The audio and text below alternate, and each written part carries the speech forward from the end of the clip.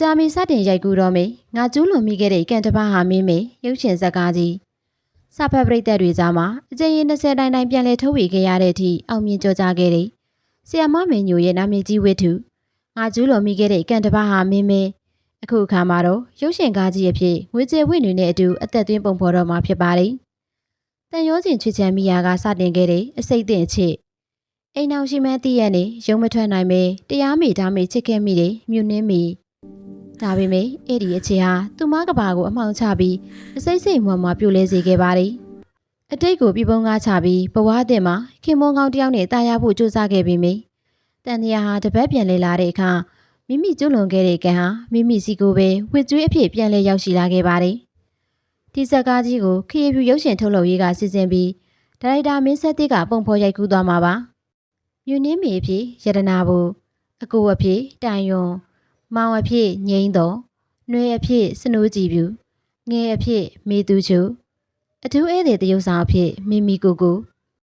ဇလန်ရဲ့အစမှာတော့မြူနှင်းမေခေါ်မိဟာသူမထက်အသက်10နှစ်ကျော်ကြီးပြီးအိမ်အောင်ရှိမှန်းမသိရသေးတဲ့လျှက်စစ်ပစ္စည်းဆိုင်ကအကိုဖြစ်သူကိုဆွဆွလန်းလန်းချစ်မိသွားခဲ့ပါတယ်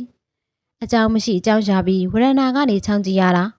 မလူအဖေဆိုင်ကိုပစ္စည်းသွားဝယ်ရတာတွေနဲ့တင်မိတယောက်ကြည်နူးနေခဲ့ရပါတယ်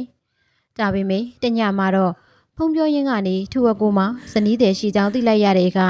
မင်းရဲ့ကဘာလေးဟာအလေးလေးပြူပြူဖြစ်ခဲ့ရပါတယ်။နှလုံးသားနဲ့အုံနောက်လွန်ဆွဲရင်းမွန်းချက်ခဲ့ရပေမယ့်မိဟာ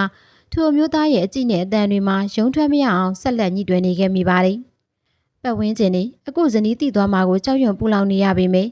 အချစ်မိတောက်အောင်မှာတရားလဲမိဒါလဲမိဘဝနဲ့ရင်ပြီးချစ်ခဲ့မိပါတယ်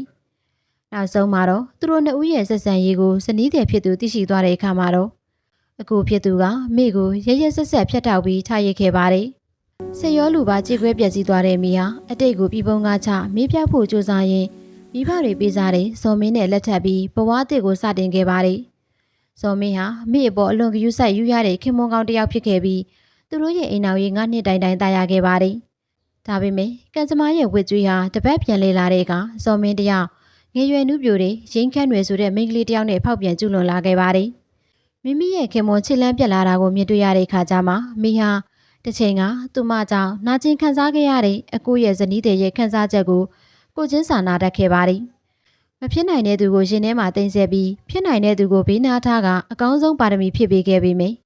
ရိုးရှင်းတဲ့ချစ်ချင်းမြတ်တာတွေကိုဝစ်ကျွေးတွေရွနှုတ်ဝင်ရောက်လာတဲ့အခါမိဟာနာကျင်စွာနဲ့ပဲဇော်မင်းကိုလမ်းခွဲဖို့ဆုံးဖြတ်လိုက်ပါတော့တယ်။ဆောင်ထင်းရမယ့်စည်းကမ်းကိုကြော့ဖြတ်မိတာနဲ့ကြုံတွေ့ရမယ့်ပူလောင်မှုကိုအလှည့်ရောက်မှထပ်တူခန်းစားရတဲ့ဝစ်ကျွေးနေ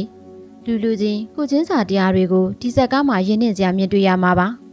ပရိသတ်တွေကြားမှာရေပန်းစားနေတဲ့ဒီဇက်လန်ကြီးကိုရုပ်ရှင်အဖြစ်ဘလို့ပုံဖော်မလဲဆိုတာကတော့တကယ်ကိုရင်ခုန်စိတ်လှုပ်ရှားစရာကောင်းလာပါတယ်မြူနှင်းမေရဲ့ဘဝတစ်လျှောက်လုံးနာနာကျင်ကျင်ဖြတ်တန်းရမယ့်ဝစ်ကျွေးတွေကဘလို့ရှိမလဲပရိသတ်ကြီးရောမကြမီရိုက်ကူးတော့မိငါကျူးလွန်မိခဲ့တဲ့ကံတစ်ပါးဟာမင်းမဲရုပ်ရှင်ဇက်ကားကြီးအတွက်ရင်ခုန်မျှော်လင့်နေကြပြီလား